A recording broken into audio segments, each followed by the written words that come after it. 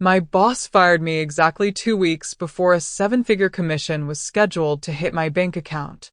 The words were barely out of his mouth, saying my position was being eliminated, and he couldn't even look me in the eye. After 8 months of late nights, endless flights, and closing a massive account he had been chasing for 3 years, he thought he could just cut me out and keep the payout. I didn't yell, and I didn't argue. I simply smiled, thanked him for the opportunity, left my badge on his desk, and walked to the elevator. As the doors closed, my reflection stared back completely serene. He thought my silence was surrender, but he had no idea I was already 10 steps ahead. You see, trust in the corporate world isn't built on the grand promises bosses make when they hire you. It's built on consistency, and he had been consistently shady ever since the money got big. The warning signs came quietly at first, territory maps redrawn without notice, junior reps suddenly copied on my exclusive emails, and a sudden interest in my contract's fine print. 2 weeks before the firing, I saw the undeniable proof hidden in a forwarded email. My client was being reassigned. Instead of throwing a fit, I went back to my desk and quietly went to work. I finalized the deal, locked in the signatures, and made absolutely sure the client acceptance paperwork was flawless. Control is a discipline. When he finally let me go, I let him believe he had won the game. That same evening, sitting in the dark office parking lot, I made one single phone call.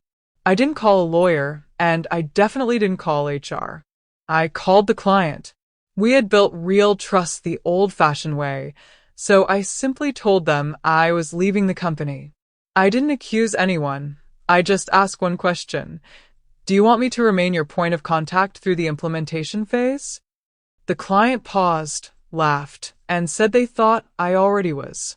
The very next morning, the client legally invoked a specific clause my boss had completely ignored, the one tying my commission to client continuity.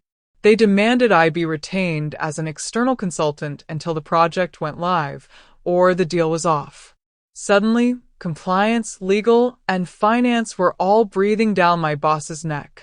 He tried to spin the whole thing as a simple misunderstanding, but contracts don't care about excuses, and paper doesn't respond to tone. That single thread unraveled an entire audit of his previous deals. A month later, we were back in that exact same office, but this time, he couldn't stop staring at me. His bonus was frozen, his career was under review, the company had paid my commission in full, and my reputation was completely intact. I didn't gloat or threaten him. I just thanked him for teaching me how the game was really played. 6 months later, that massive client followed me to my new venture, along with 2 others. Betrayal taught me the most valuable lesson in business. Never confuse kindness with weakness. If you've ever had a manager try to take credit for your hard work or push you out, you know exactly how this feels. Don't let them win. Protect your deals, read the fine print in your contracts, and always play the long game. If this story resonated with you, hit that like button, subscribe for more strategies on navigating corporate politics, and drop a comment below with your own story of surviving a toxic boss.